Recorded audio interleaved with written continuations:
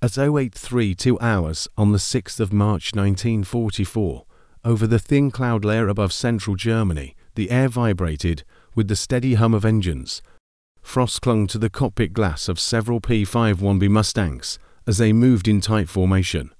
The mission was simple, yet deadly: protect the incoming bomber stream headed for Berlin.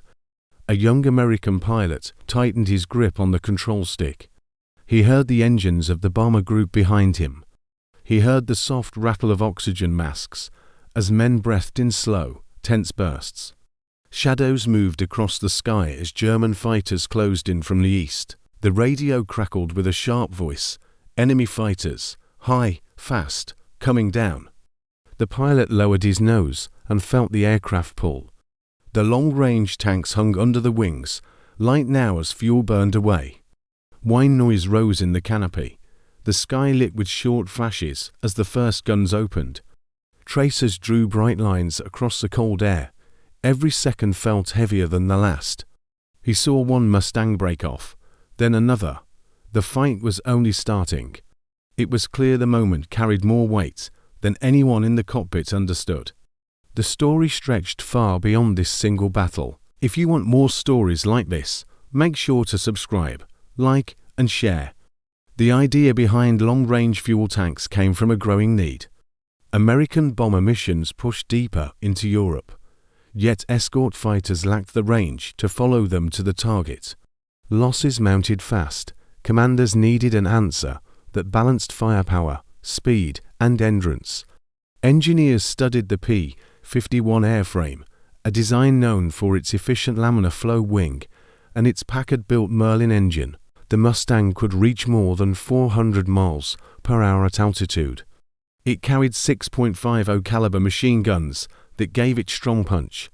Its internal fuel capacity was good, but not enough for long-distance missions. The Army Air Forces needed more.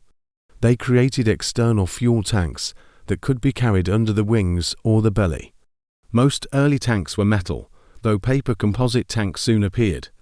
They weighed less and were cheaper to produce. The goal was simple: give the fighter enough extra fuel to escort bombers from England to deep German targets, and then fight on arrival. The tanks added drag and changed handling at takeoff, but once emptied and dropped, the Mustang returned to its clean shape.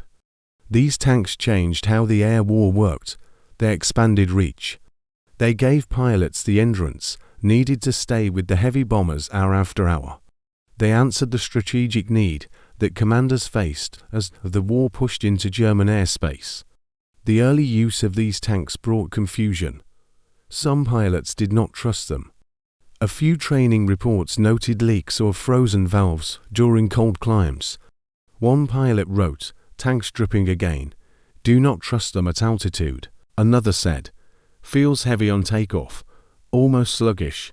In the first months, several Mustangs damaged their landing gear at attempts to take off with full internal and external fuel. Ground crews spent long hours checking lines and fittings. Tank jettison drills took time to master. Some tanks failed to release cleanly, which caused fear during sudden dives. German intelligence reports mocked the early American experiments.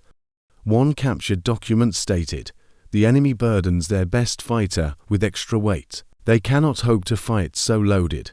Loss rates of escort fighters in late 1943 added pressure. In some missions, as many as 10% of fighters failed to return. Pilots spent about 40 to 60 hours learning to manage fuel systems with the new tanks. Misuse of fuel selectors led to engine cuts. Cold weather thickened fuel and caused uneven flow. The early struggles created doubt, and many crews wondered if the idea would work in real battle. Pilots soon learned the strengths hidden behind the awkward start. They practiced switching fuel sources with steady rhythm. They burned external fuel first to keep internal tanks full for combat. The Mustang still climbed well even with the tanks attached. At full power, the Packard Merlin gave more than 1,400 horsepower. Once the tanks were empty, a single pull on the jettison handle dropped them away. The aircraft felt lighter. It turned faster. It accelerated with new life. Tests showed that with external tanks, the P-51's range expanded to more than 1,300 miles. This meant full escort coverage for the heavy bomber raids. Pilots discovered that in combat the Mustang could dive faster than many German fighters. Its guns carried around 1,800 rounds in total, enough for several short bursts. The tanks did not weaken the fighters' performance in battle because they were removed before heavy action. Crews saw that the tanks gave them presence from start to finish. They arrived over targets with fuel to spare, ready to protect the bomber groups through the most dangerous moments. One of the first major encounters came on the 11th of January 1944 near Oschersleben. The 8th Air Force aimed to hit aircraft factories. The weather was rough. Low clouds and shifting winds made formation work hard. Around 40 P-51s escorted a large bomber stream. Many carried long-range tanks. As the bombers moved into German airspace, more than 100 German fighters rose to meet them. The first clashes were sharp. American pilots dropped their tanks early once contact began. A Mustang flight leader shouted, "Tanks off, fight now." The tanks fell away. The Mustangs gained speed and pressed forward. German pilots expected them to turn back early, but the American fighters stayed with the bombers. A German commander later described the shock of seeing Mustangs so deep in the Reich. Several duels took place at mid-altitude. One Mustang squad broke a German attack formation and forced them to scatter. By the end of the mission, the bombers reached their target. Losses occurred on both sides, yet the message was clear. The extended range fighters changed the air battle. Months later, on the 24th of April 1944, the mission toward Oberpfaffenhofen showed the value of range and persistence.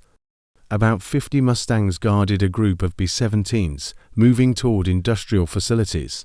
Weather was clear, but winds were strong. German defenders gathered a mixed group of Bf-109s and Fw-190s, around 70 in total. The Mustangs carried external tanks for the first part of the flight. They used them to stay with the bombers longer than German pilots expected. As the bombers neared the target, enemy fighters charged in from higher altitude. One American pilot shouted, "Brake high right. They are diving." The Mustangs reacted fast. Tanks dropped. The fighters pulled hard and moved into the threat. The battle scattered across the sky.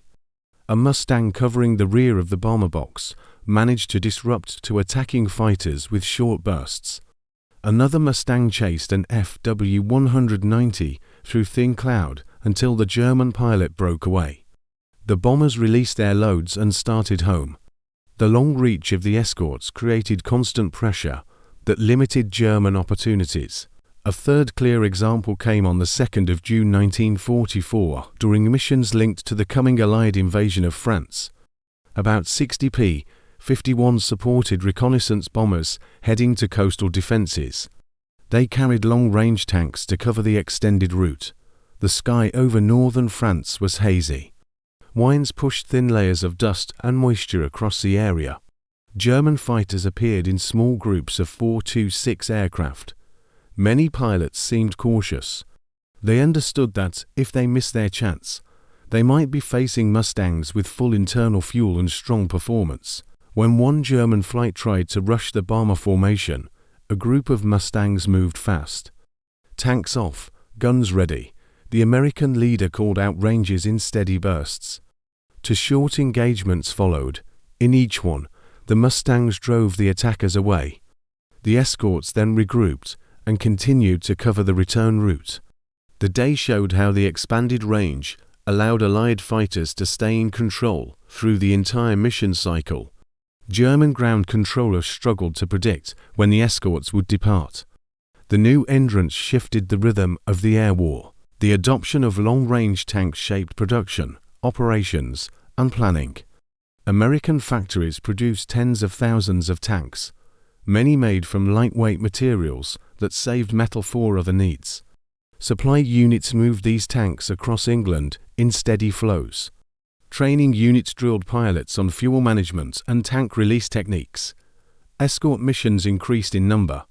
In early 1944, the 8th Air Force flew hundreds of sorties each week. Losses of bombers dropped as coverage improved. Fuel planning became a vital part of mission briefings. German aircraft production struggled to keep pace with losses. The Luftwaffe had fewer experienced pilots. In contrast, American forces produced aircraft at high volume. The Mustang, with its tanks, stood out as a tool that matched strategic goals with industrial power. German pilots felt the pressure. Many wrote short diary lines that showed rising concern. One pilot said, "The long reach of these fighters is unreal." Another wrote, "They are always there when we climb." A slang term appeared. Some Luftwaffe crews called the Mustangs with tanks tales of hunger due to their shape and persistence. Morale slipped. Pilots who once expected to fight near friendly fields now faced enemy fighters deeper in Germany. The presence of Mustangs sapped confidence. Enemy formations broke up faster under threat. Even experienced German pilots admitted that the Americans could now choose when to fight. The psychological shift was strong. It shaped every engagement in the late war months. By late 1944, upgrades improved the system. New tank shapes reduced drag, stronger latches lowered the risk of failed releases. Allied planners designed more complex escort routes that circled targets or extended coverage over withdrawal paths. Pilots learned to use the extra fuel for climbs that placed them above enemy formations.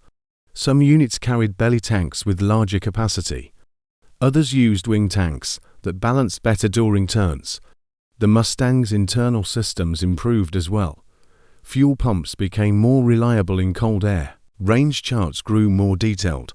Commanders adapted tactics that kept fighters spread across altitude layers to cover bombers from different attack angles.